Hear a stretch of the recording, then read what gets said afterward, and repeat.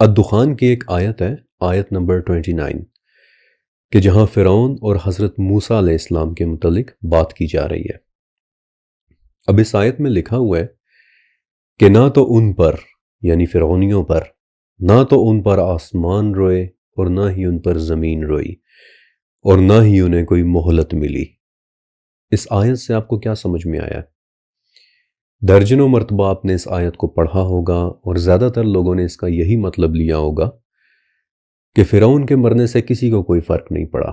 اللہ کا دشمن تھا، مر گیا، دنیا چلتی رہی، نہ آسمان رویا نہ زمین روئی وغیرہ وغیرہ۔ لیکن میں آپ کو اس آیت میں چھپا ایک بہت ہی زبردست راز بتاؤں۔ آپ نے ہائیروگلفس کے متعلق سن رکھا ہے، یہ لکھائی کا ایک انداز ہے، ایک رائٹنگ سٹائل ہے، ایک سکرپٹ ہے، اور اس رائٹنگ سٹائل کے ساتھ صدیوں پہلے اینشنٹ ایجپشنز لکھا کرتے تھے اپنے اہراموں کے اندر، اپنے مقابر کے اندر۔ 3000 سال کے طویل عرصے تک کسی کو یہ نہیں پتا چلا کہ ہائیروگلفس کو پڑھنا کیسے ہے، اور ظاہر ہے کہ اہراموں کی دیواروں پر، مقبروں کی دیواروں پر عجیب سی لکھی ہے زبان کہ جب آج اس کے بولنے والا بھی کوئی نہیں بچا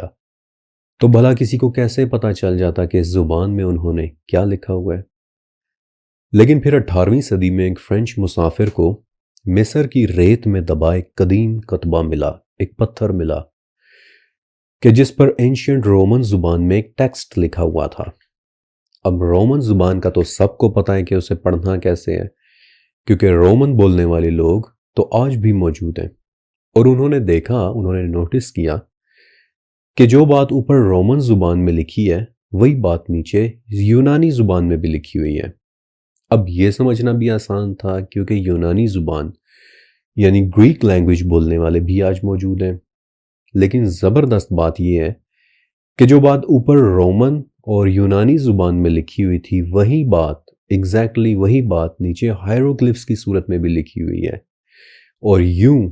اس کتبے نے، کہ جسے بعد میں روزیٹا سٹون کا نام دیا گیا،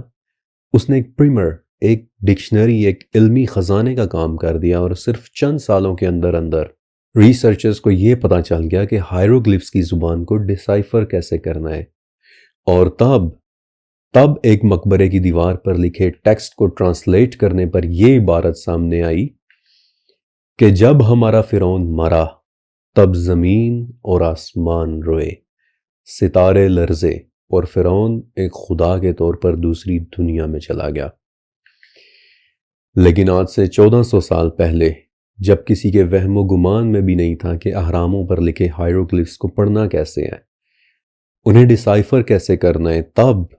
فرعون کی موت پر قرآن کہتا ہے کہ اس کی موت پر نہ تو زمین روئی اور نہ ہی آسمان روئے، اور خدا بننا تو دور کی بات، اسے دوسری مہلت تک نہیں ملی۔ امیزنگ۔